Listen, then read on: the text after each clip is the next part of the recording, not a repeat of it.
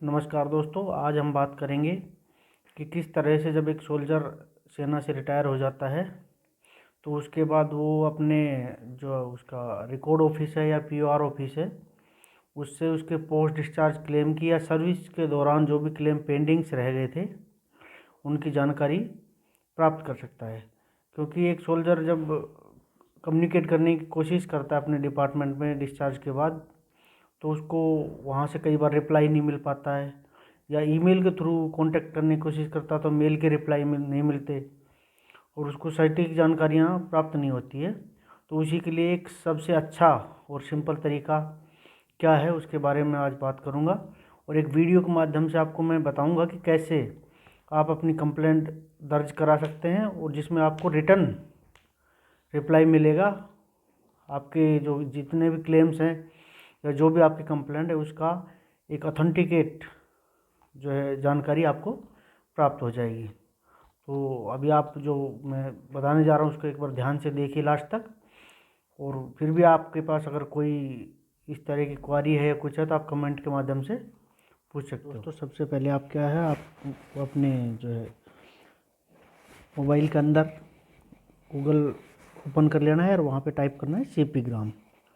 जैसे आप सीपी ग्राम टाइप करेंगे तो आपको ये पोर्टल यहाँ पे दिखाई देगा, पीजी पोर्टल। इस पे आप क्लिक करेंगे। इस पे क्लिक करने के बाद आप यहाँ पे जो है department of administrative reform and public grievance के पोर्टल पे आ जाएंगे। इस पे आने के बाद आपको क्या करना है कि यहाँ पे अब कई फौजी क्या करते हैं कि साइन इन पे क्लिक कर दे, वहाँ ना करके आपको यहाँ पे लॉज पेंशन ग्रीवेंस वाला जो ऑप्शन है इस पे जैसे ही आप क्लिक करेंगे आपको ये पॉपअप दिखाई देगा। ये आपको दूसरी वेबसाइट पे जाने का पॉपअप है, आप इसको ओके पे क्लिक कर देंगे। जैसे ही आप ओके पे क्लिक करेंगे तो आपको यहाँ पे इस पोर्टल पे आ जाएंगे। यहाँ से आप जो ऑप्शन यहाँ पे दिखाई दे रहा है लॉज योर ग्रीवेंस, इस पोर्टल पे आप जब क्लिक करेंगे तो आप यहाँ पे आ जाएंगे।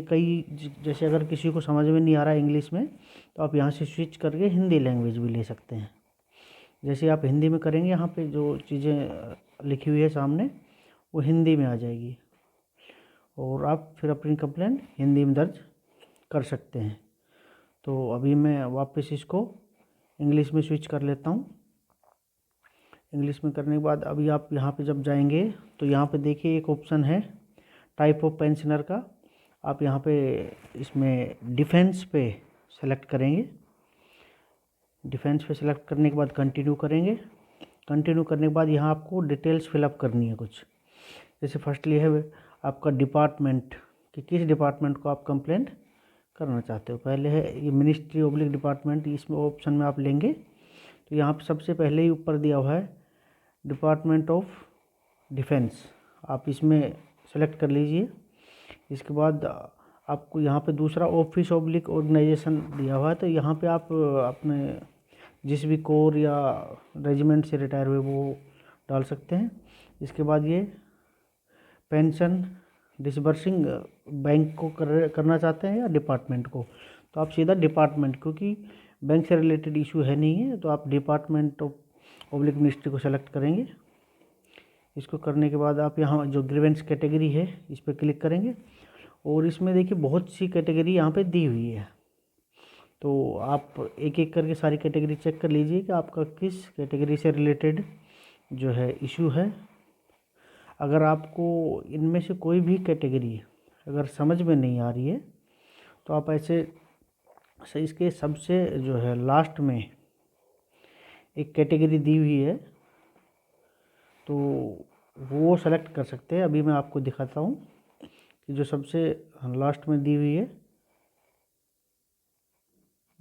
बाकी आप एक एक करके चेक कर सकते हैं कि आपको जिस भी इशू जो है प्रॉब्लम आपकी जो भी जिससे रिलेटेड है वहाँ पे आप चेक कर सकते हैं। अगर कुछ भी आपको समझ में नहीं आ रहा है तो सबसे लास्ट में जाइए और लास्ट में note specified in the list, इस पर आप क्लिक कर दीजिए। मतलब आपको जो है आपकी प्रॉब्लम इस जो ये सब मेनूज दिए हुए हैं इनमें लिस्टेड नहीं है, तो अब जब आप इस पर क्लिक कर देंगे तो नेक्स्ट कॉलम है आपका पीपीओ नंबर। यहाँ पे आप अपना PPO नंबर डाल दीजिए। मैंने एग्जाम्पल के लिए डाला है, तो यहाँ पे आप अपना एक PPO नंबर जो भी है वो डाल दीजिए। फिर यहाँ जेंडर का कॉलम, इसके बाद है आपका नेम ऑफ कंप्लेंट, मतलब आपका जो है नाम यहाँ पे डाल दीजिए।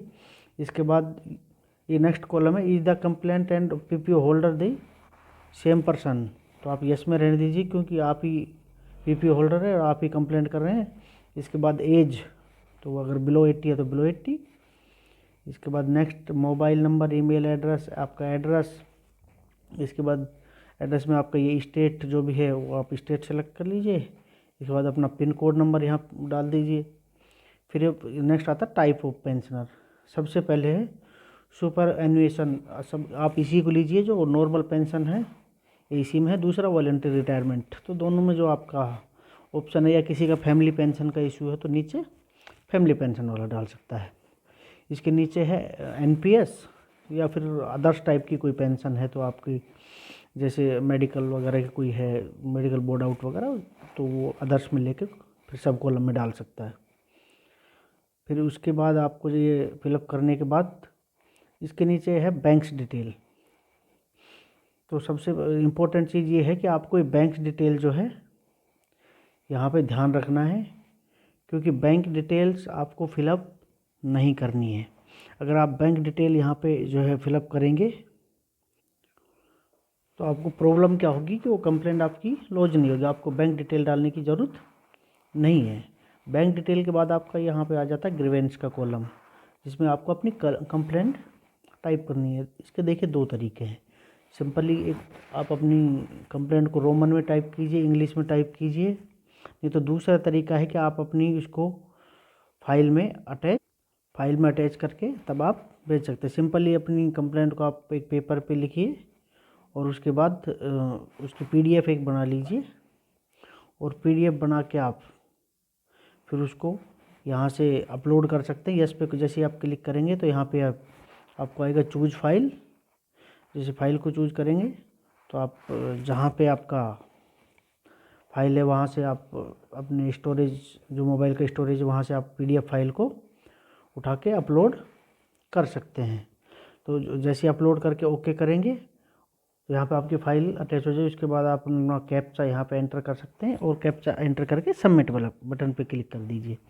सबमिट करने के बाद आपकी ये कंप्लेंट सबमिट हो जाएगी। आपको एक कंप्लेंट नंबर यहाँ पे मिल जाएगा, आप उस कंप्लेंट नंबर को नोट कर लीजिए, और जो कि 7 दिन के अंदर आपको लगभग रिप्लाई इसका मिल जाता है।